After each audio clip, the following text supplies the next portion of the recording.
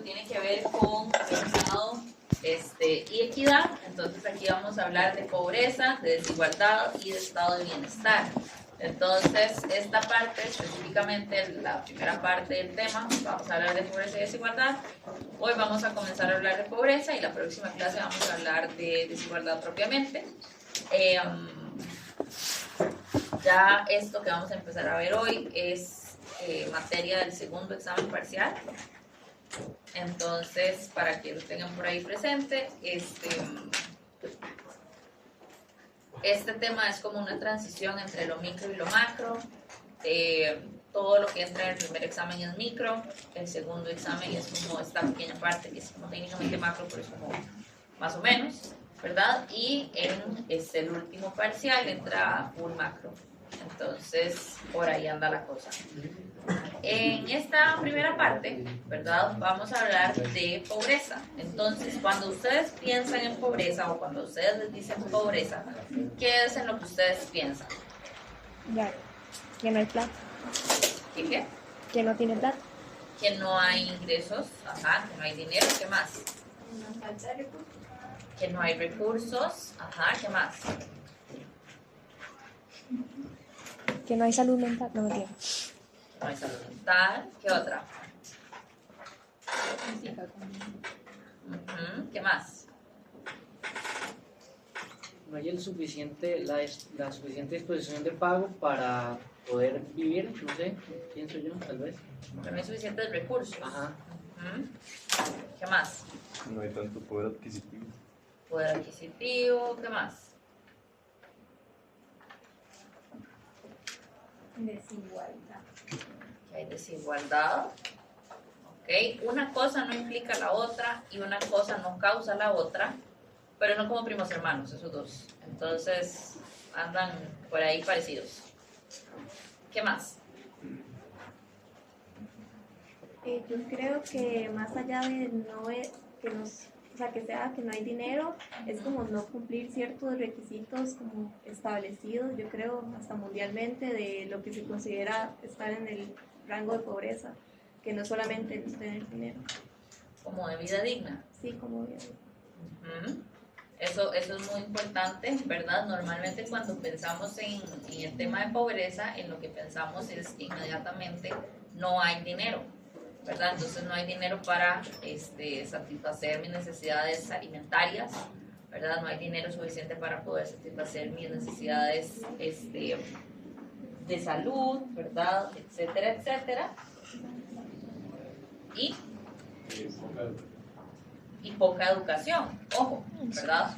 Entonces la pobreza no solamente tiene que ver con no me alcanza la plata para, ¿verdad? Sino que también tiene que ver con un tema de oportunidades, tiene que ver con un tema de educación, tiene que ver con un tema de estas condiciones mínimas, de qué es lo que yo necesito para vivir, no para sobrevivir, sino para vivir dignamente, ¿verdad? Entonces, ajá. El proceso de oportunidad, la voluntad de aprovechar la gente que tiene oportunidades no se aprovecha y termina en ese estado. Solo que no tengan oportunidades de gente que la tiene, no. Ajá. Entonces, cuando hablamos de pobreza, lo que vamos a decir y lo que es cierto aquí es que esto es un fenómeno complejo que tiene múltiples causas, diversas manifestaciones y muchas consecuencias. Aquí hay dos lecciones importantes que quiero que tengan presentes y claras, que pese a que son las dos lecciones que les voy a dar ya, no las vamos a ver en detalle y no se las voy a explicar con puntos y comas, sino hasta el siguiente tema. Entonces, por el momento, ustedes me creen y en 15 días terminamos de ver que esto es efectivamente sí. Entonces, la primera es que el pobre nunca es pobre porque quiere. El pobre nunca va a ser pobre por gusto. Entonces, este argumento de que no, es esta gente que no le gusta trabajar y que no, que la gente que no se esfuerza y que no, realmente no es cierto, ¿verdad? Cuando hablamos de pobreza, lo que vamos a ver en el siguiente tema es que la gran mayoría de veces esto está asociado a factores socioeconómicos que están más allá de las decisiones de las mismas personas. Entonces, no es que las personas no tienen algún tipo de decisión o algún tipo de injerencia en esto. Si la tienen, lo que pasa es que no es tan sencillo como decir, voy a salir de la pobreza y se acabó, ¿verdad? No es tan fácil. Eso es número uno. Y número dos, que eso lo vamos a tener que averiguar en el próximo tema, el tema de la pobreza es complicado porque existe un asunto aquí intergeneracional. Entonces, cuando se dice que la pobreza es un fenómeno hereditario, lo que significa es que de generación a generación la pobreza se puede mantener, ¿verdad? Existen algunos mecanismos que permiten que ¿verdad? Esta línea de pobreza se corte, ¿verdad? O disminuya en algún punto, y adivinen cuál es. La educación. La educación es el factor por excelencia de la movilidad social, ¿verdad? Que de nuevo eso lo vamos a ver más adelante, pero spoiler.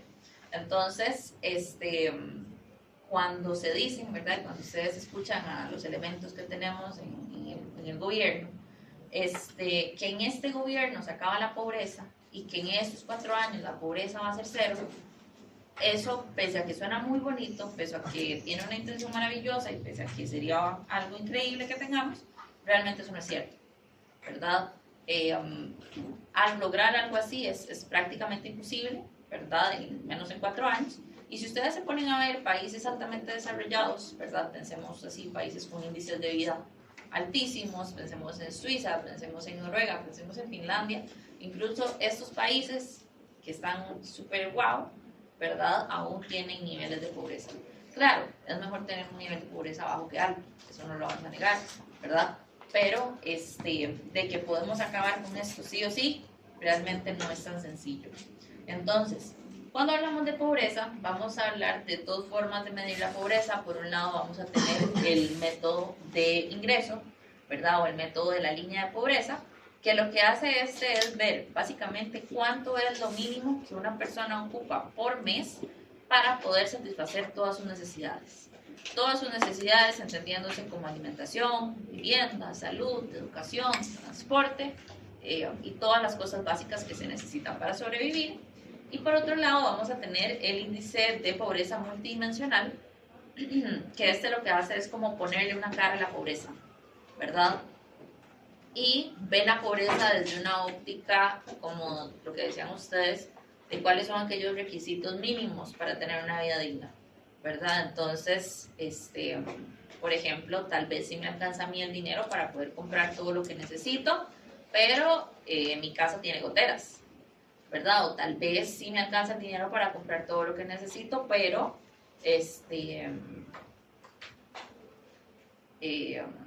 qué sé yo, no tengo acceso a ciertos servicios que son básicos. Entonces, esta segunda lo que hace es como ponerle una imagen, ¿verdad?, a cómo es que se ve la pobreza para las distintas poblaciones. Entonces, con respecto a este método de línea de pobreza o pobreza absoluta, lo que vamos a hacer es imaginarnos esto como si fuera una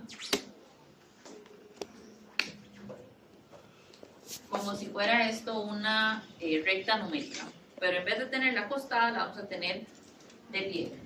Entonces esta recta numérica va a empezar aquí en 0, ¿verdad? Y va a seguir ahí hacia mucho para arriba.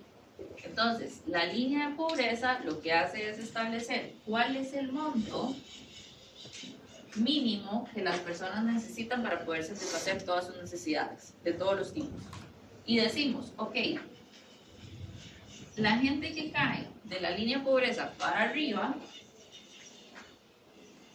se clasifica en condición de no pobreza. La gente que cae de aquí a aquí, entonces ahora sí, estos los clasificamos en condición de pobreza. ¿Qué nivel de pobreza? Eso ya lo vamos a ver. Pero lo cierto es que calculamos cuánta gente hay de esta línea para arriba y cuántos hay de la línea para abajo.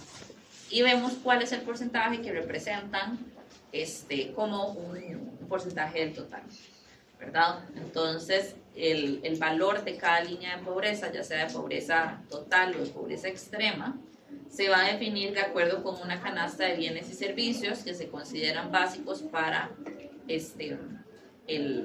la supervivencia. Entonces, ¿en qué consiste este método? Primero lo que se hace es estimar el monto, el ingreso total de los hogares, y el ingreso total de los hogares lo que hacemos es sumar en todo el hogar cuáles son los ingresos que se perciben, ¿verdad? En los hogares van a haber personas que trabajan, ¿verdad? Tal vez como sus papás, o sus tíos, o sus abuelos, y van a haber personas que no trabajan, ustedes, creo, en su mayoría, ¿verdad? Entonces, cuando queremos ver el ingreso total, lo que vamos a hacer es sumar el ingreso de todos y todas. Luego vamos a calcular el ingreso per cápita, que el ingreso per cápita es sumar el ingreso total entre el total de miembros del hogar, ¿verdad? Y luego lo que vamos a hacer es comparar el ingreso mensual per cápita con el costo de esta canasta. Y entonces, si a las personas les alcanza o no les alcanza, pues entonces se van a clasificar ya sea como no pobres o en condición de pobreza. La estimación, ¿verdad?, de todo esto la hace el INEC, que es el Instituto Nacional de Estadística y Censos. En mi opinión, el INEC es bastante eficiente en términos de instituciones de Costa Rica, es bastante bueno, tiene datos bastante interesantes y es bastante eficiente haciendo su trabajo. Entonces, para estimar esto se ocupan dos cosas. Primero, ocupamos saber cuál es el ingreso de cada persona y del hogar. Esos datos se encuentran en la NAO, que es la Encuesta Nacional de Hogares y Gastos. La Encuesta Nacional de Hogares.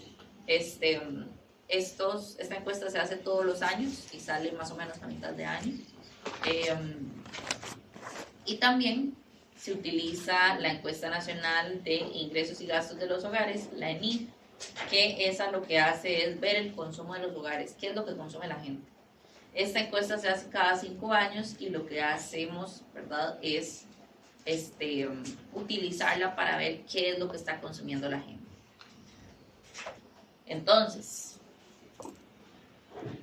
cuando queremos, ¿verdad?, hacer este cálculo de línea de pobreza, se utilizan diferentes canastas. Algo importante les recomiendo para este tema, hacer como una ficha. Y en esta ficha describir cuáles son todas las canastas que hay en este tema. ¿Por qué? Porque hay un montón de canastas y todas son diferentes, pero todas se llaman más o menos igual. Entonces háganse como una fichilla para que lo tengan ahí presente. La canasta básica alimentaria contempla únicamente los alimentos que en promedio la gente consume. La canasta básica no alimentaria contempla todos aquellos productos, ¿verdad?, o todos aquellos bienes que las personas consumen que no son alimenticios, ¿verdad? Por ejemplo, pensemos en vivienda, pensemos en transporte, pensemos en educación, ¿verdad? Y luego la canasta básica total es la suma de ambas cosas. Entonces, ¿cómo hacemos para medir o cómo hacemos para definir qué está dentro de cada canasta? Lo que hacemos es hacer un promedio de aquellos bienes que son representativos para la población. En Costa Rica se hacen 3 divisiones. Se hace la división de la zona rural, ¿verdad?, la división de la zona urbana, y se contempla luego todo el país. Entonces se hacen esas 3 divisiones. En otros países se hacen otras, ¿verdad? Por ejemplo, Estados Unidos mide esto a nivel de estado y hace como el cálculo para cada uno de sus estados a nivel urbano, rural, etc. ¿Verdad? En nuestro caso tenemos solo estos 3. Entonces, para definir qué es lo que va dentro de cada una de estas canastas, se hace un promedio. Entonces, por ejemplo, les pregunto yo a ustedes, ¿cuántos de ustedes consumen al menos una vez por semana arroz? En alguna presentación, arroz blanco, gallo pinto, arroz con leche, rice and beans, lo que sea. Ok. Huevos de gallina. Ok. Tortillas. Como en tortillas. Espero que las hagan. Exacto, sí, producirlas sí. Ah, bueno, está bien. Mejor todavía. ¿Cuántos de ustedes consumen al menos una vez por semana? No sé, sandía. ¿Ok? ¿Cuántos de ustedes consumen al menos una vez por semana atún? En lata. No nos pongamos vinos, en lata. ¿Ok? ¿Cuántos de ustedes consumen por lo menos una vez por semana huevos de codorniz en vez de huevos de gallina? Oh, ¿Ok? ¿Cuántos de ustedes, al menos una vez por semana, cenan con vino en vez de cenar con algún refresco? Al menos una vez por semana. Ok, una persona, 2, 3 por allá. Ok, entonces, ¿cuál es la moraleja de esta historia? Que existen ciertos bienes que yo puedo afirmar con certeza que son representativos. Entonces, yo fácilmente puedo decir, en este grupo es representativo que coman arroz, frijoles y huevos de gallina. Pero no es representativo decir que consumen vino frecuentemente o que consumen huevos de codorniz frecuentemente.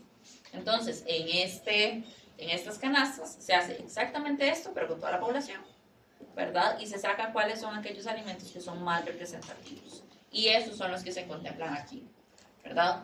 Entonces, se definen las canastas básicas junto con sus requerimientos calóricos. Entonces, esto lo que quiere decir, ¿verdad? Es que esta canasta se hace a partir de lo que la gente consume, cuánto es lo que debiera consumir para poder sobrevivir. Entonces, esto de que cuánto es lo que la gente debiera consumir para que pueda sobrevivir, no es como una recomendación de un nutricionista que agarra y dice, bueno, esta gente tiene que comer vegetales, y tiene que comer frutas, y tiene que comer... No, ¿verdad? Es dado lo que ya consumen, cuánto es lo que debieran consumir, ¿verdad? Entonces, dentro de esta lista van a encontrar arroz, frijoles, huevos, ¿verdad? Muy probablemente por ahí van a encontrarse a las picaritas y a la imperial, ¿verdad? ¿Por qué? Porque esto es un patrón de consumo de la población. Entonces, se contabilizan esas cantidades y se calculan cuáles son los precios, ¿verdad? Entonces, por ejemplo, para Costa Rica en el 2026, la canasta básica total mensual tenía un costo de 114.000 con 173 colones.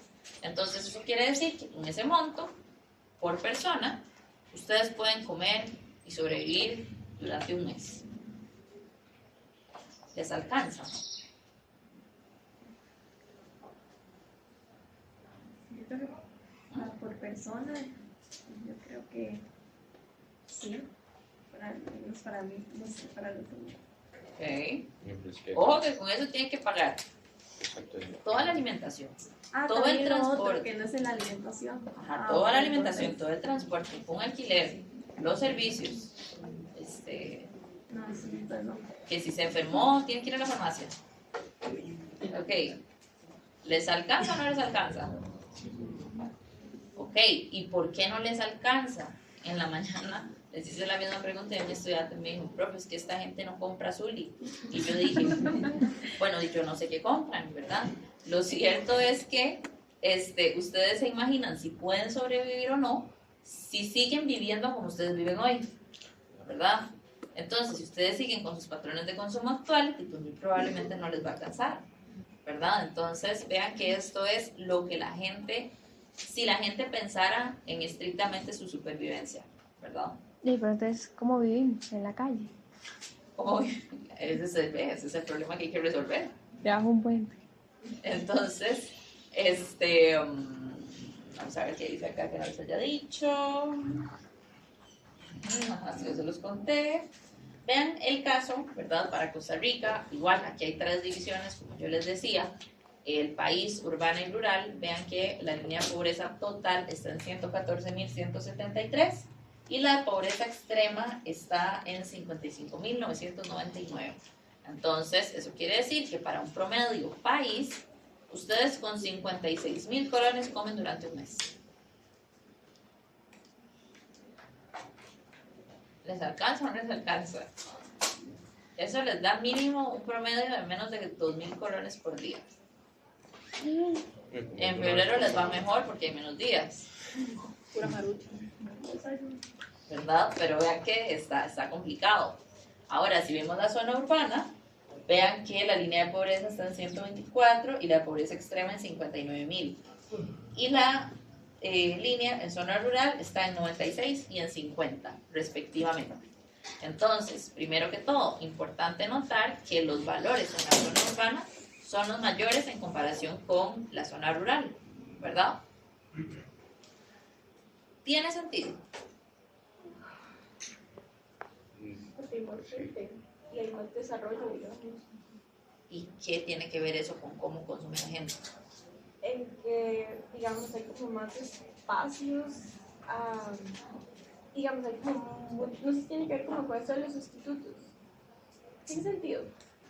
Yo sigo la línea, yo estoy siguiendo Ajá. su línea. Entonces, sí, o sea, en lo rural uno no encuentra tantas cosas, entonces como que si vuelca otra, o sea, si hay como, no sé cómo explicarlo bien. Hay más diversidad aquí.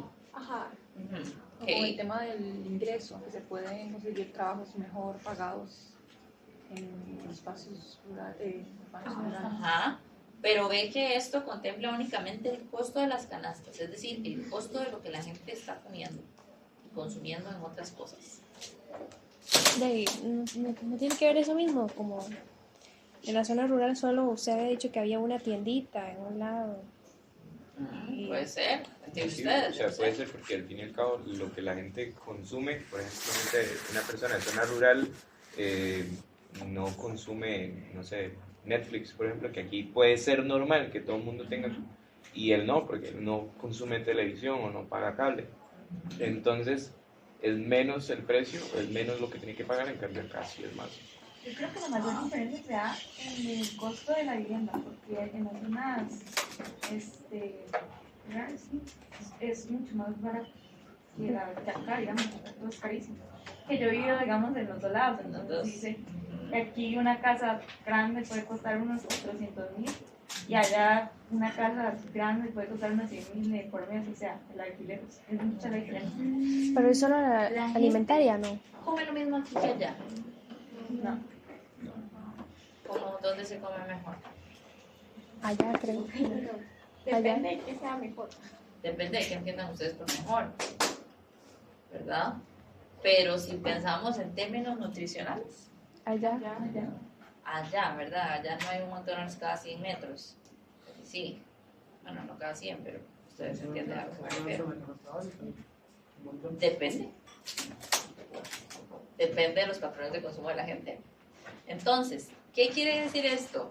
¿Será que aquí en la zona urbana consumimos más chunches que allá? En la zona rural.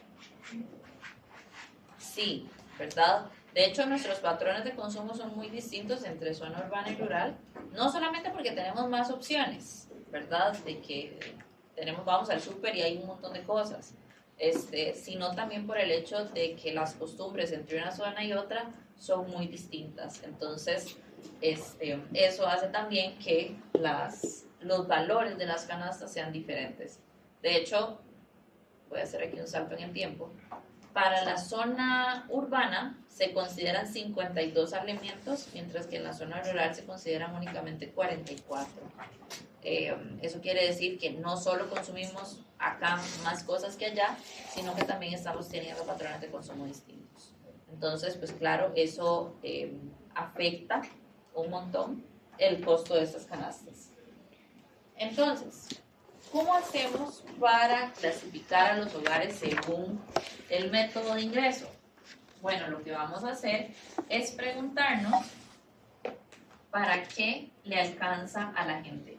Entonces, la línea de pobreza lo que contempla es la canasta básica total, ¿verdad? Y luego va a estar por aquí, vamos a ponerlo así, vamos a tener aquí la línea de pobreza extrema que contempla la canasta básica alimentaria. Entonces, lo primero que hay que hacer es cuestionarnos si el ingreso per cápita es mayor que la canasta básica total, ¿verdad? Es mayor que eso. Entonces, si mi ingreso per cápita es mayor que esto, quiere decir que yo caigo aquí arriba. Si yo caigo aquí arriba, quiere decir que me alcanza la plata para todo lo que tengo que hacer, entonces estoy en condición de no pobreza. ¿Ok? Si a mí no me alcanza el dinero para cubrir mi canasta básica total, entonces lo que me tengo que preguntar es, ¿me alcanza para cubrir mis necesidades alimentarias? Sí, pero quiere decir que no me alcanza para lo demás. Entonces yo caigo aquí, que aquí me hace a mí estar en condición de pobreza. ¿ok? Pero si a mí ni siquiera me alcanza para satisfacer mis necesidades alimentarias, esto quiere decir que yo caigo aquí abajo. Entonces, si yo caigo aquí abajo, estoy en condición de pobreza extrema. ¿Ok? Entonces, esto es no pobreza, pobreza, pobreza extrema. Entonces, eso es lo que hacemos en este caso, ¿verdad? Y si vemos este ejemplo de acá, vean que lo que nos dice es: clasifique a la familia Mora según el método de ingreso en un país cuya moneda es el peso. En enero del 2020, la familia Mora, formada por 4 miembros, tenía un ingreso total de 1,000 pesos. En ese mes, la canasta básica alimentaria tenía un valor por persona de 100 pesos, pero la no alimentaria tenía un valor por persona de 175. ¿Cómo se clasifica este hogar? Entonces, lo primero que tenemos que hacer es ver el ingreso total del hogar. En este caso, ¿cuánto es? 1,000 pesos. 1,000. Luego, vemos el ingreso per cápita. Entonces, en este caso, es 1,000 entre ¿cuántos? 4. Y esto es 150. Y luego lo que hacemos es ver el valor de las canastas. Entonces vean que la CBA es de 100. La no alimentaria es de 175. Y la canasta básica total, que es la suma de estas dos, sería de 275. Entonces, por persona hay un ingreso de 250, ¿verdad? ¿Le alcanza a cada persona cubrir sus gastos de alimentación? Ok, ¿y el resto de gastos? Entonces este hogar se clasifica ¿en dónde? En pobreza, ¿verdad? Esto es como que si tuviéramos aquí 275 y luego aquí tenemos 100, ¿verdad? Entonces vean que ese 250 está más o menos por ahí. Entonces eso quiere decir que este hogar se clasifica en condición de pobreza, ¿verdad? Ahora bien, esto es sumamente interesante, ¿verdad? Porque cuando ustedes ven esto así, a mí me hace mucha gracia porque ustedes tienen una cara de, pero es que con eso a la gente no le alcanza para vivir, ¿verdad? Y es porque aquí lo que estamos haciendo es un promedio. ¿Y qué es un promedio?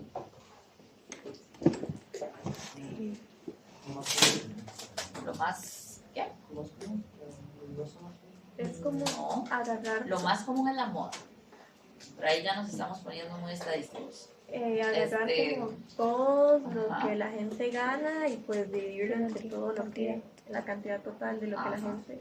Un promedio es nada más y nada menos, que no me escuchen en estadística, pero es más o menos la suma de los chunches entre el total de chunches, ¿verdad? Entonces, si yo quiero saber cuántos años en promedio tienen ustedes, pues entonces yo le pregunto a todos la edad y sumo todo eso y lo divido entre todos ustedes, ¿verdad? Muy probablemente la edad me van a dar, yo calculo como en 19 y algo, ¿verdad? Entonces, ¿va a haber gente que tiene menos de 19? ¿Algunos de ustedes tienen menos de 19? ¿Sí? ¿Algunos de ustedes tienen más de 19? Sí, ¿verdad? Entonces ven que el promedio lo que me dice a mí es más o menos lo que pasa. Ahora, en algunas ocasiones ese promedio va a pegar bastante con la realidad. Yo, a puro ojo, puedo decir que más o menos todos ustedes andan en la misma edad, ¿verdad? Pero en algunos escenarios el promedio está bastante alejado de la realidad, ¿verdad? Entonces, ahorita vamos a ver unos casos en donde más o menos eso sucede, pero nada más es importante recordar que esto es un promedio, ¿verdad? Esto es algo más o menos lo que la gente necesita, ¿verdad? Claramente, si ustedes viven en un hogar que tienen niños, que tienen adultos mayores, pues la realidad cambia, ¿verdad? El patrón de consumo, las cosas que se necesitan consumir son diferentes. Entonces, pues estos montos cambian también. ¿Montos por persona o por familia? Por persona. por familia, Dios guarde. ¿Qué haríamos en ese caso?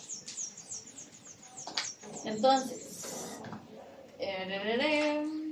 bueno, como les decía, la canasta básica alimentaria no es una recomendación nutricional, entonces no es que los nutricionistas dicen eso es lo que la gente debería consumir, sino es, dado lo que la gente ya come, cuánto es lo que debería comerse para sobrevivir, ¿verdad? Entonces, como les decía, muy probablemente ahí vamos a traer los y todas esas cosas que muy probablemente no necesitamos comernos la bolsa entera para sobrevivir, ¿verdad? Sino una tacita o media taza. Entonces, eso es importante. Y por otro lado, el valor de la canasta básica alimentaria se actualiza con el índice de precios al consumidor. Ahorita les voy a explicar por qué esto es muy importante.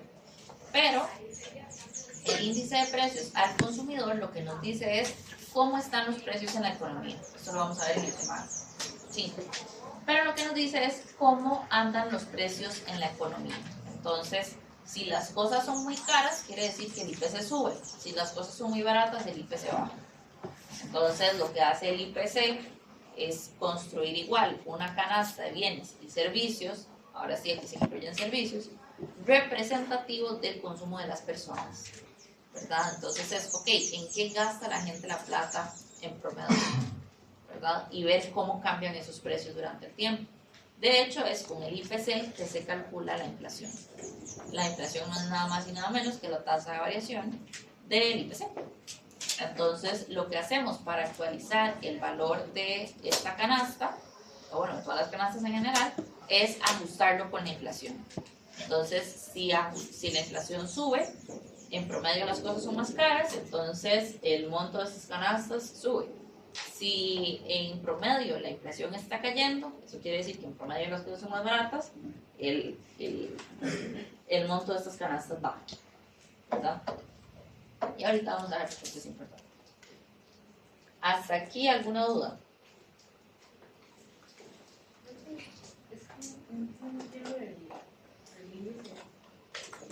¿Qué específicamente?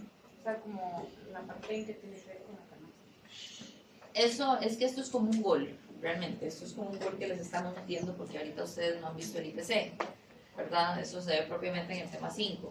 Entonces, ahorita lo que es importante es que con el IPC calculamos la inflación.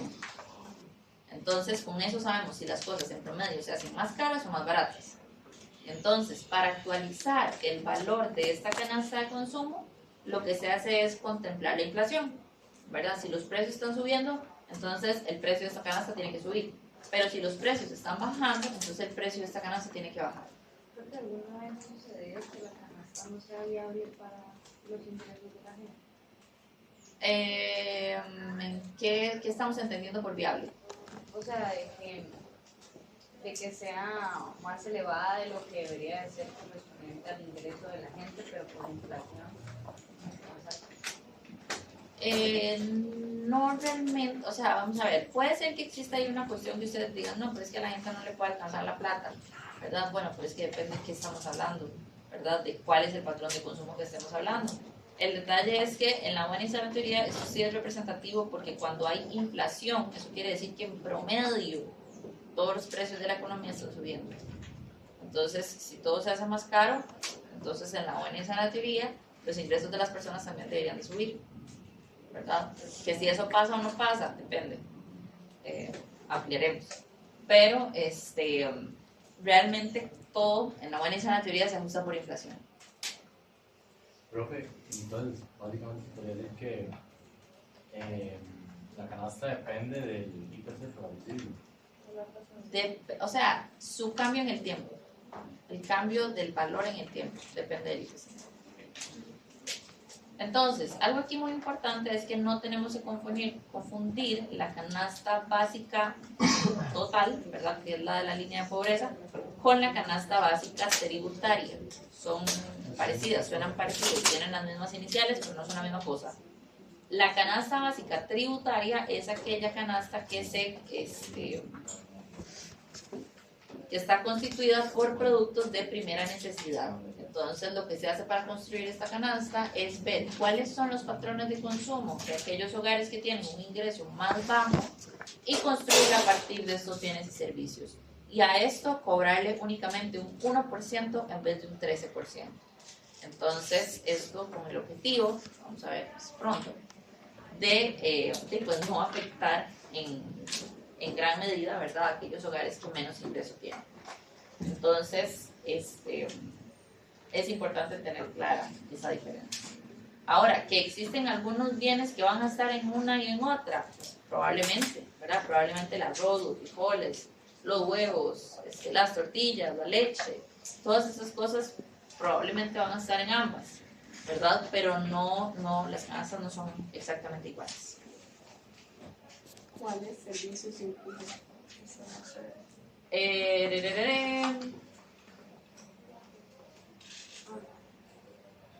La básica tributaria incluye servicios realmente que son así como súper primera necesidad. Entonces, por ejemplo, toda la parte de transporte público está exenta, ¿verdad? Ya cuando vamos pensando así como consultas de médico privado, entendiéndose como por dentistas, ¿verdad?, que tal vez es algo que la gente sí consume mucho en el sector privado, esto no se incluye, ¿verdad? Porque el argumento aquí es que estos servicios los da la caja, ¿verdad? Entonces que no, las personas acuden a la caja. Ahora, que en la caja duramos 320 años para que le saquen a uno una muela, pues sí, ¿verdad? Pero ahí está. Entonces, ese tipo, o sea, son cosas como sumamente básicas, ¿verdad? Por ejemplo, el transporte. Con gusto. Entonces, ¿de dónde viene el ingreso de las personas? El ingreso de las personas viene comúnmente de salarios, que es el precio del trabajo, ¿verdad? Es el ingreso que obtienen las personas trabajando. También viene de intereses, ¿verdad? Los intereses pueden ser por ahorros, pueden ser por certificados a plazo o pueden ser por bonos. Puede venir por rentas, ¿verdad? En caso de que la persona tenga algo que pueda alquilar. Entonces puede ser, por ejemplo, casas, pueden ser, por ejemplo, terrenos, pueden ser edificios, carros, maquinarias. Puede venir también por bonificaciones. Las bonificaciones las entendemos como estos montos de dinero adicional que dan algunas empresas por el desempeño de los trabajadores. Entonces, que si el trabajador fue sumamente eficiente y le aportó un montón a la empresa, entonces al final de año le dan un bono adicional a su ingreso regular, digamos. Y puede ser por dividendos también, que los dividendos, vean que son las ganancias que obtiene un dueño que obtiene el dueño de una empresa. Entonces, aquí, una vez más, hay que ver con cuidado y con lupa esto de que esto es un promedio, ¿verdad? Muchas familias no tienen renta, ¿verdad? O sea, no reciben rentas por alquileres de algo porque no tienen pues, algún tipo de propiedad, o muchas de las personas, la gran mayoría de personas no reciben dividendos porque son dueños de empresas, ¿verdad? Entonces, ¿de dónde creen ustedes que sea la mayor fuente de ingresos de las personas en Costa Rica? El salario. De hecho, el 80% aproximadamente del ingreso de los hogares en Costa Rica proviene del salario, ¿verdad? Entonces vean que en este caso es un 78%, ¿verdad? Y en promedio un hogar tiene un ingreso de 2.205.000. Una vez más, esto es un promedio, ¿verdad? Entonces quiere decir que hay mucha gente por encima y hay mucha gente por debajo. Y hay una diferente cantidad o diferente representación de cada uno de estos montos, ¿verdad? En esta parte. Vean ustedes que lo mayor es el salario. Vean el ingreso por salario. El ingreso por salario se entiende como el ingreso principal, ¿verdad? De la persona. Y también pueden tener un ingreso autónomo. Este ingreso autónomo lo entendemos como el ingreso que pueden tener las personas por algún tipo de negocio que tengan, ¿verdad? O por algún tipo de emprendimiento o algún tipo de trabajo extra. Luego, por renta a la propiedad, ¿verdad? Subsidios estatales y becas. Aquí entran todo lo que tenga que ver con becas y ayudas sociales. Y luego pueden tener ahí otras transferencias, que esas otras transferencias tienen que ver con, por ejemplo, pensiones o con ayudas de algunos organismos no gubernamentales. Ahora, ustedes pueden decir nombres, pero es que ese monto en mente de quién, ¿verdad? Y pues claro, yo comprendo. Veamos este desglose por quintiles. Entonces, primero hay que entender qué es un quintil. ¿A qué les suena a ustedes quintil? Como a 5, ¿verdad? Entonces, cuando tenemos un quintil, lo que hacemos es agarrar el 100% de lo que sea que tenemos y dividirlo en 5 partes iguales. Entonces sería más o menos como hacer algo así. Imagínense ustedes que esto es súper simétrico, ¿verdad? Entonces aquí tenemos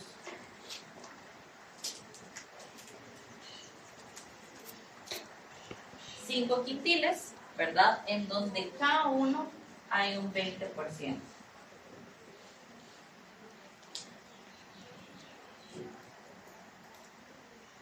Entonces, cuando hablamos de quintiles en términos económicos, lo que estamos hablando es que estamos agarrando a toda la población, la estamos ordenando de los que menos recursos tienen hasta los que más recursos tienen y la dividimos en 5 grupos de 20%, ¿verdad? De ahí vienen los 5, ¿verdad? De quintil. Cuando hablamos de deciles, es hacer esto mismo, pero en 10 grupos. Entonces, cada grupo tendría 10%. Entonces, vean ustedes qué interesante, esto es de julio 2024 a julio 2025. Tenemos aquí la cantidad de hogares, tenemos el promedio de personas por hogar, tenemos el ingreso por hogar y tenemos el ingreso per cápita del hogar. Vean más o menos, ¿verdad? La cantidad de hogares por quintil es más o menos la misma, ¿verdad? Un 20% en cada caso. Luego, vean ustedes el promedio de personas por hogar. Aquí esto es bien interesante. Porque vean que en promedio cada hogar está conformado por 2.83 personas, ¿verdad? Los hogares que tienen un ingreso mayor están conformados por 2,3 personas, mientras que aquellos hogares que tienen un menor nivel de ingreso, están conformados por aproximadamente 3.15 personas, ¿verdad? Si ustedes ven cómo evoluciona esto, vean que entre menos ingresos tienen los hogares, la cantidad de personas por hogar aumenta, ¿verdad? Ahora, si vemos el ingreso promedio por hogar, vean que aquellos hogares que mayor ingreso tienen un promedio de 2.900.000 colones por mes, y los hogares con un menor nivel de ingreso tienen aproximadamente un ingreso de 275.000 colones, ¿verdad? Entonces, hay un dicho que dice que tras de cuernos palos, no sé si lo han escuchado, ¿verdad? Entonces vean que aquí sucede exactamente eso. Tras de que hay más personas en los hogares con menos ingreso, esos son los hogares que tienen menos ingreso, para la redundancia, ¿verdad? Cuando empezamos a hablar de este tema hablábamos de como de qué les sonaba a ustedes pobreza y ustedes decían desigualdad, ¿verdad? Y yo les decía, bueno, más o menos. Una no causa la otra, pero son más o menos parecidas, ¿verdad? Van ahí de la mano. Vean ustedes aproximadamente cuántas veces cabe 275.000 en 2.900.000 colones, ¿verdad? ¿Cuánto es? Sí, pues yo no sé, hagan ustedes el cálculo, ¿verdad? Pero sí son varias veces. Entonces, este es un claro ejemplo, ¿verdad? Que vamos a ahondar más cuando lleguemos a la parte de desigualdad, de cómo es la distribución del ingreso en Costa Rica, ¿verdad? No es una sorpresa, les voy a hacer un spoiler, pero no es una sorpresa, pero es bastante desigual, ¿verdad? En términos incluso de Latinoamérica, no estamos tan mal, ¿verdad? En nuestros países vecinos hay más desigualdad que acá, pero eso no habla bien de nosotros tampoco. Entonces, sí, por ese lado. Ahora, por otro lado, cuando vemos de dónde viene el ingreso de cada uno de estos quintiles, veamos únicamente el primero y el último, porque si no nos da toda la vida viendo todos. Entonces, cuando vemos el primero, vean ustedes que aproximadamente el 40% de los ingresos de los hogares del primer quintil proviene de los salarios, mientras que para el quintil número 5 es aproximadamente el 60% del ingreso.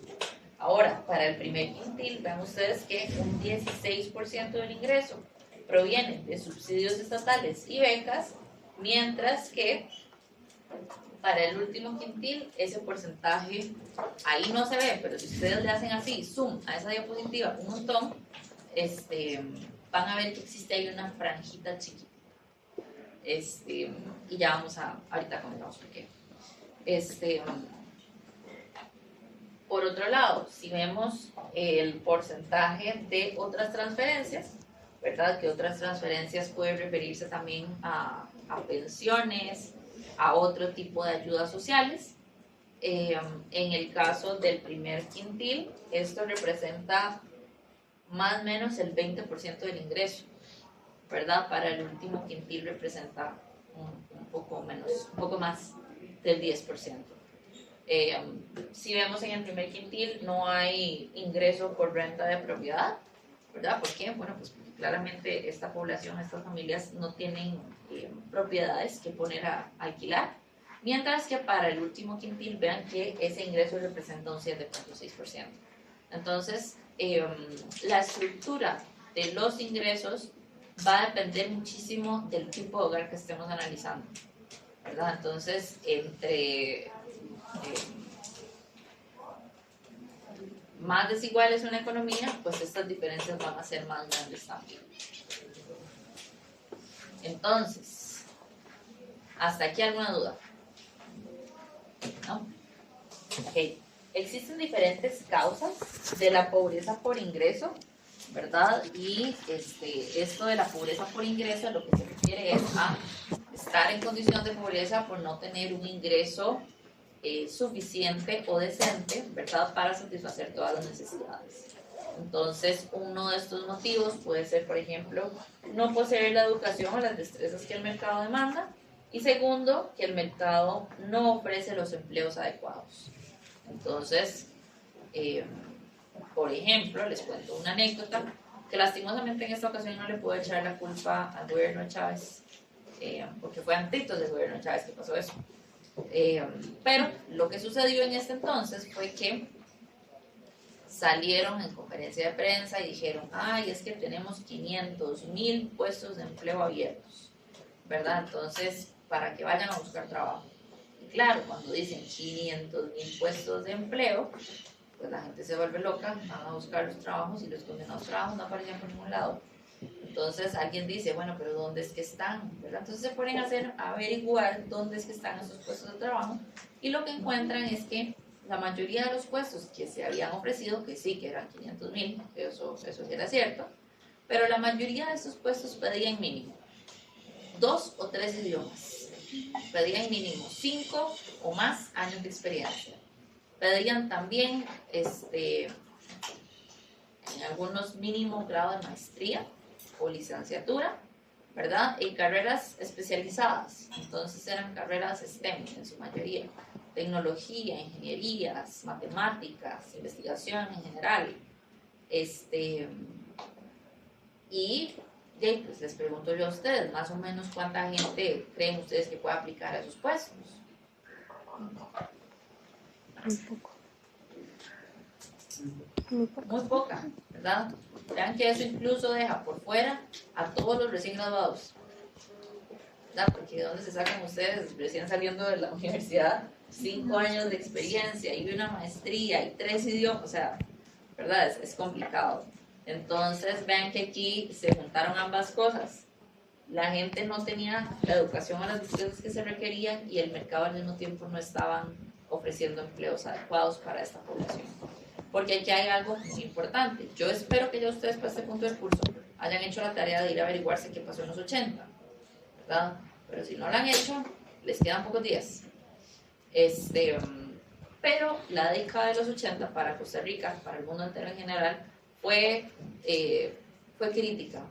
O sea, yo creo que, bueno, no, mentira, no creo, estoy segura, que en los tiempos recientes no hemos vivido crisis económica tal como la que vivimos en ese momento, ¿verdad? Y eso que la del 2020 fue bastante fea.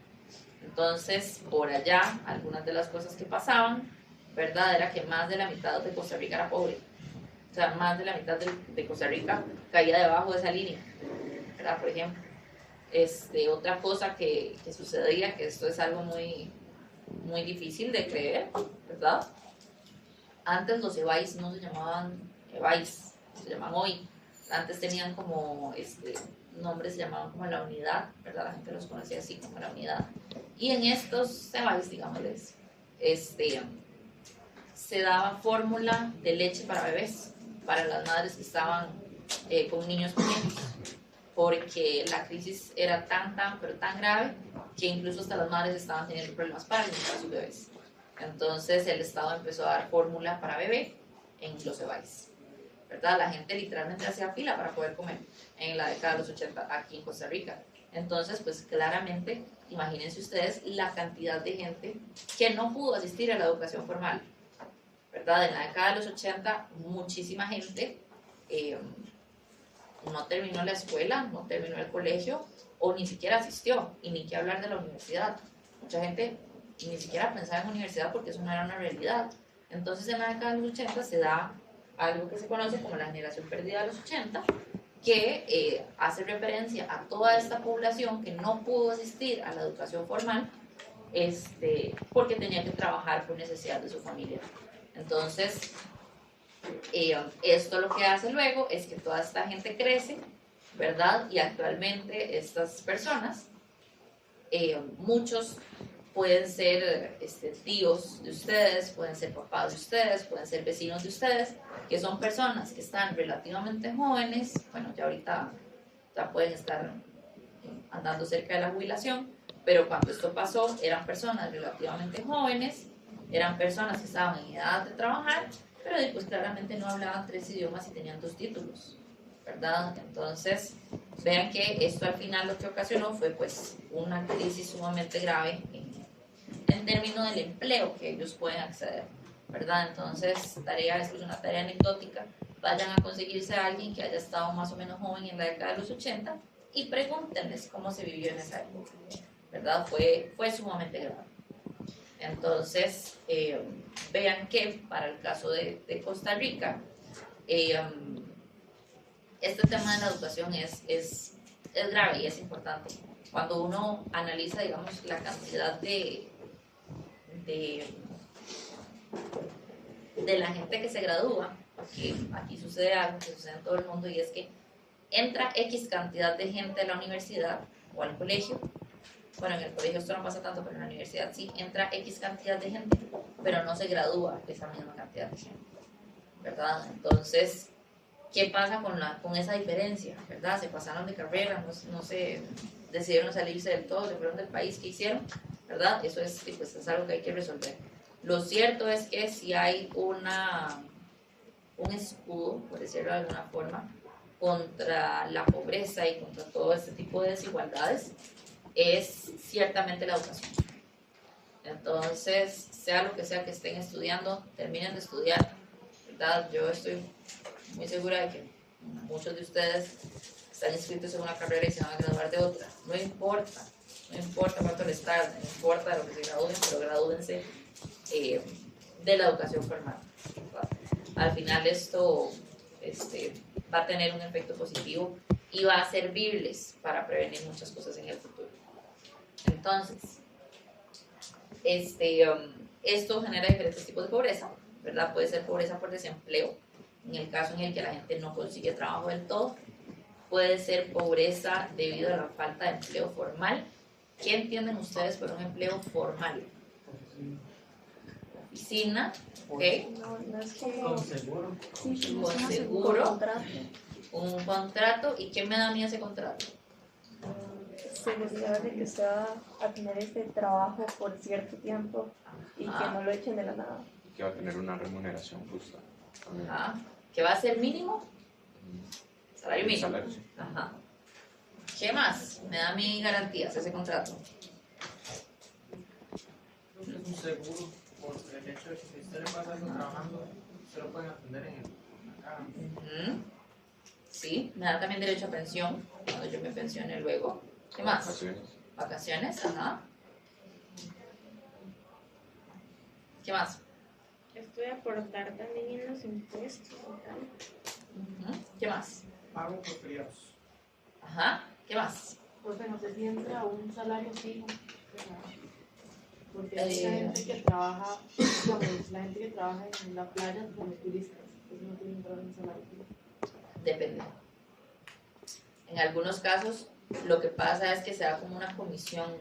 En la parte de ventas pasa mucho eso, que es como su salario fijo es X cantidad y X% por cada venta que haga. Entonces usted tiene como un monto fijo y un monto variable que depende de su desempeño. ¿El monto fijo tiene que ser el mínimo? Sí. Esto, tener un trabajo formal también les da, bueno, derecho a vacaciones, ¿verdad? Derecho a tener aguinaldo, les da salario mínimo, les da condiciones mínimas básicas de un empleo, ¿verdad? Les da derecho también a días pagos por enfermedad, etcétera, etcétera, etcétera, ¿verdad? Entonces, ¿qué entienden ustedes o cómo se imaginan ustedes un empleo informal? Una persona que trabaja en el campo. Una persona que trabaja en el campo, puede ser. De las cocinas. Trabajador independiente. Alguien que trabaje sin un contrato, digamos, que lo haga así por tiempo corto, porque el patrón se le diga, lo va a contratar, lo va a pagar por semana y que no lo tenga ni siquiera escrito como empleado, sino que lo tenga así. En cocinas pasa mucho. Como los conductores de Uber. Sí, también sé que pasa de algunas personas, incluso en la universidad, que tal vez las becas no le alcanza y que consiguen sus trabajos como sin que la U se dé cuenta para poder pagarse ciertas cosas. Todas esas cosas son ciertas, ¿verdad? Los empleos informales, particularmente en la región latinoamericana, son un sector muy importante de la población, ¿verdad? Ahora, ¿qué es mejor, un empleo formal o un empleo informal? Un empleo formal. Hay empleos informales que ganan más como... Depende. Y ojo, algo aquí importante que estaba hablándoles en la mañana. No es lo mismo informal que ilegal, ¿verdad? Son cosas muy diferentes. Entonces, si ustedes piensan en cosas medio extrañas, pregúntense si eso es ilegal. Si es ilegal, entonces no es informal, es nada más ilegal, ¿verdad? Como trabajar y no pagarle a la caja. Eso debería ser casi que ilegal, pero no, eso no es ilegal. O sea, raro, pero eso es ilegal. Completamente. Pero, ¿cuál es un ejemplo? O sea, como las piñeras, los trabajadores de las piñeras o los capitales, es un trabajo. Si tienen un contrato establecido que les da derechos laborales, sí. Pero eso es formal. Sí. Si no, o sea, si nada más les pagan para que vayan y recojan café. Los influencers. Los influencers, eso es completamente informal. Estos puestos que ustedes ven como de venta de chunches en la calle, eso también es informal. Por ejemplo, esos pickups que traen, que están llenos como de alguna fruta o algún vegetal. Vamos, por ejemplo, hay en Pitos que hay una de mango, tomate y aguacate. Ese es un ejemplo de un empleo informal, ¿verdad? Entonces, si nos ponemos a pensar en qué es mejor un empleo formal o uno informal, pues claramente uno formal, ¿verdad? Le da a usted un montón de garantías y le garantiza muchísimas cosas en caso de que a usted le pase algo, pues maravilloso, ¿verdad? Pero ¿qué es mejor? ¿Un empleo informal o no tener empleo? Un empleo informal, ¿verdad? Entonces, muchas veces se critica esto de los empleos informales y se trata como que si esto fuera lo que nos ha pasado en la vida. Y pues no realmente, ¿verdad? O sea, no deberíamos pensar en cómo hacemos para acabar con la informalidad, sino más bien deberíamos de pensar en cómo hacemos para que esta gente se formalice de alguna forma, ¿verdad? Acá y acá. Esa gente que vende en la calle, en piso, ¿es ilegal o no sé si? Pues depende de algunas cosas, pero en su mayoría es informal. Me imagino que estamos como en el centro de San José. Pero además, ¿por qué cuando llegan a Mundo? Porque... Tiene patente, pues. Exacto, o sea... pues sí, pero no, ¿verdad? No, pues es un negocio, no tiene la patente. ¿Sí? Sí, pues sí, pero no, ¿verdad? Porque existe ahí un factor de que no están, o sea, lo que están haciendo no es correcto, pero no es como que están vendiendo droga, por ejemplo. Pero, o sea, el nivel de gravedad no es el mismo, eso es algo. ¿Ok? ¿Creo que Uber es ilegal o informal? Eso es un limbo bien extraño. Eso es un limbo bien extraño porque a sus inicios eso no era nada. O sea, eso era ahí. Luego empezaron a ver la letra pequeña y determinaron que era como ilegal, ¿verdad? Entonces por eso era como si nos preguntan quién es, usted es mi tío, ¿verdad? Una cosa así, ¿verdad? Pero actualmente ya existe una regulación diferente y actualmente lo que se trabaja es que se pueda regular de una forma más rigurosa, tal vez como se regula el servicio de taxi. Pero es como un limbo raro, todavía anda por ahí. Pero tira más a lo informal. Entonces, pues realmente este tema de la informalidad es interesante, ¿verdad? Y en el caso nuestro, la economía costarricense se mueve en gran parte por la economía informal. Entonces, eso tiene una serie de retos asociados que eventualmente retomaremos un poco. Y luego tenemos la pobreza que se asocia por la ausencia de empleo formal a tiempo completo, que muchas veces las personas buscan un empleo a tiempo completo, pero no logran obtener uno. Entonces, como no consiguen un empleo a tiempo completo y consiguen un empleo a medio tiempo, por ejemplo, terminan aceptando un empleo a medio tiempo. ¿Y por qué? Pues porque es mejor tener medio tiempo asegurado que no tener nada, ¿verdad? Aunque tal vez el dinero no les alcance para todo. Entonces, cuando vemos este gráfico de acá, ¿verdad? Ahí lo que tenemos es el índice de pobreza total y extrema desde los 80 hasta el 2025. Vean ustedes varias cosas importantes. Primero, vean, en este periodo tenemos 3 crisis económicas importantes. Tenemos la crisis de 1980, que esa la todas las vamos a retomar en el tema 5. Tenemos la crisis del 2008-2009 y tenemos la crisis del 2020. En el 80, ahí se nos juntaron todas las cosas habidas y por haber, ¿verdad? Eso es una cosa difícil de desempacar. Pero, eso es lo que tienen que ir a averiguar ustedes, qué pasó en los 80. En el 2007-2008, ¿qué pasó? ¿Nacieron ustedes? Ah, sí, es cierto, ustedes nacieron en el 2007. Bueno, pero algo tienen que saber, ¿qué pasó en el 2008? La crisis inmobiliaria, genial. ¿Y a dónde pasó eso? En Estados Unidos. Por el momento, eso es lo que necesitan saber, ¿verdad? Eventualmente vamos a llegar ahí. Esa crisis fue grave, fue sumamente grave en Estados Unidos y gracias a eso es que el mercado inmobiliario en Estados Unidos ahorita es prácticamente imposible, ¿verdad? Entonces, prácticamente comprar casa en Estados Unidos es imposible, ¿verdad? Si ustedes aquí ven la cosa lejana, ¿verdad? Y ven la meta así como muy allá, en Estados Unidos la meta no se ve, ¿verdad? Y luego tenemos la crisis del 2020, que es tipo la del COVID, ¿verdad? Vean ustedes que en el caso de la crisis de 1980, tanto la pobreza total como extrema sube, ¿verdad? En el caso de la pobreza total, alcanza más o menos un 55%, ¿verdad? Es decir, a más de la mitad de los hogares en Costa Rica no les alcanzaba para satisfacer sus necesidades de consumo en general. Luego, la pobreza extrema está en aproximadamente un 20%. Entonces, eso quiere decir que aproximadamente el 20% de los hogares de Costa Rica no le alcanzaba ni siquiera para comer. Por eso estábamos muy graves. Luego, si ustedes ven la crisis del 2007-2008, vean que aquí se da como un repunte, ¿verdad? Aquí se da una subida. Pero si ustedes ven esta, realmente esto está como parecido, ¿verdad? Y si ustedes ven aquí, en el 2020, vean que se da un pico en la pobreza total, pero no en la pobreza extrema. Entonces, varios puntos importantes acá. Siempre que ustedes vean en una serie de datos, como en esto, una serie de tiempo, un hueco, ese hueco lo que significa es, una de dos, o no habían datos para ese momento, o hubo un cambio metodológico en la encuesta. Entonces, un cambio metodológico lo que significa es que estamos midiendo lo mismo, pero de cosas diferentes, de formas diferentes, perdón. Entonces, esa se hace como esa separación para dar a entender que ahí la cosa cambió, ¿verdad? En este caso fue eso, un cambio metodológico en la encuesta. Pero si ustedes ven, después de los 80, ¿verdad? La pobreza empieza a bajar y a bajar, y ronda aproximadamente un 20%. Muchas personas dicen, la pobreza se estabilizó en Costa Rica alrededor del 20%. Pero a mí no me gusta decir que la pobreza se estabilizó, porque ¿a qué te referís con que la pobreza se estabilizó? O sea, nos resignamos, ya, no está estable, estamos bien. No, la pobreza se estancó alrededor del 20%.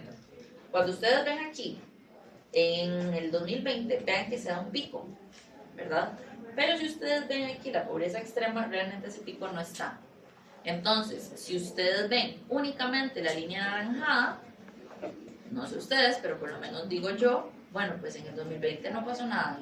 ¿Por qué? Porque ven que no hay ni un pico subiendo ni bajando. Todo siguió como más o menos igual. ¿Qué explicación encuentran ustedes a que durante la pandemia la pobreza total sí aumenta, pero la extrema no? Bueno, tal vez da como un batazo, pero normalmente la gente que estaba en pobreza extrema entonces no tenía un trabajo formal, entonces no sufrieron de despidos, por así decirlo. Fue un excelente batazo. Dio justo en el punto donde era.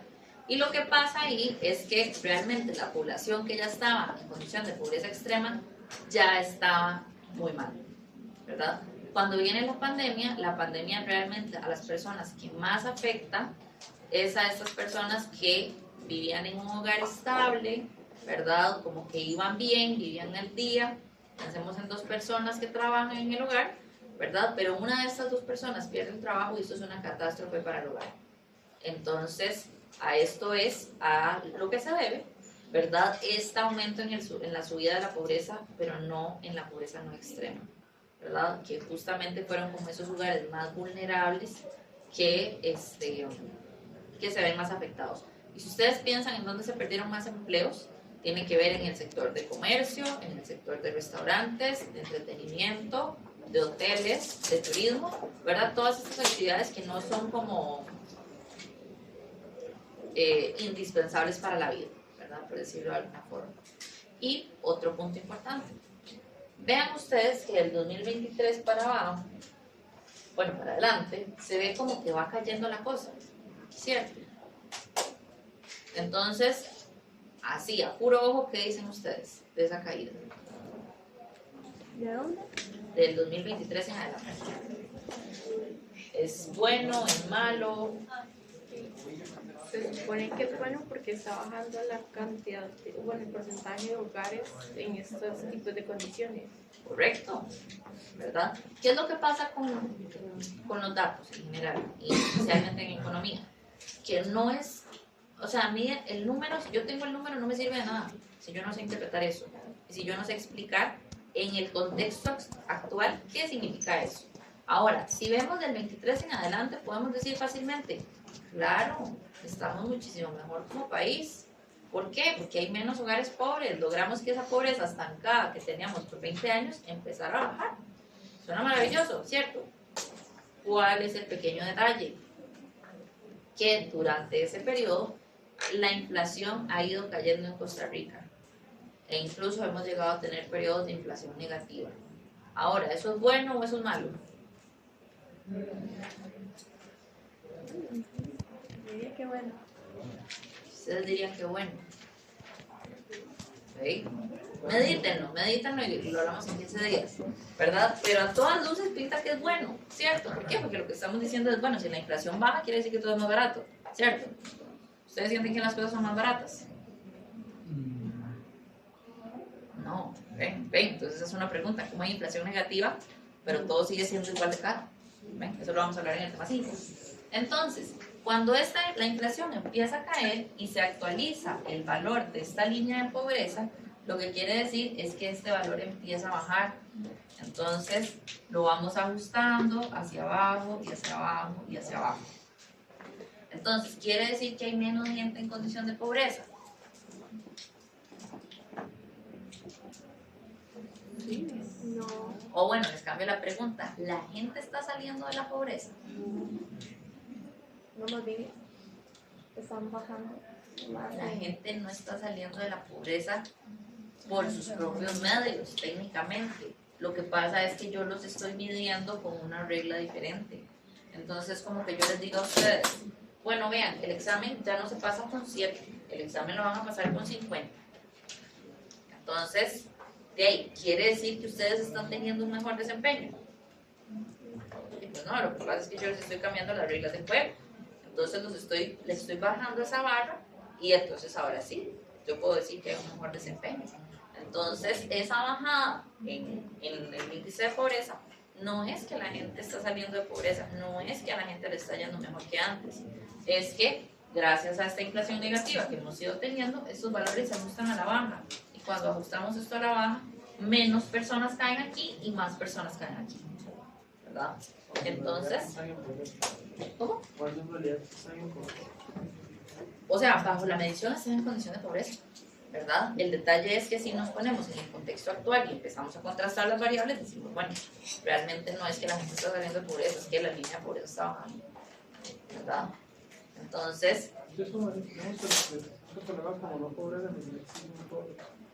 exactamente, digamos que serían más o menos estas personas que quedan como aquí, ¿verdad? Entonces, pues esto es muy importante porque no sé si ustedes estuvieron escuchando la última campaña electoral, que qué cosa más espantosa, pero pues este partido se rasga las vestiduras diciendo hemos bajado la pobreza, ¿verdad? Realmente no, realmente lo que pasó es esto. Entonces, por eso les digo que es importante entender qué significan los datos en el contexto en el que estamos viendo, ¿verdad? Ahora, si vemos esto de la pobreza por línea de pobreza según región de planificación, mentira, no son regiones de planificación, son zonas. Vean ustedes que el total del país y la zona urbana presenta un repunte en la pobreza, ¿verdad? Pero vean ustedes la zona rural. Vean que la zona rural en el 2020-21 no presenta este pico, ¿verdad? Que sí presentan las otras dos. ¿Esto cómo se puede explicar?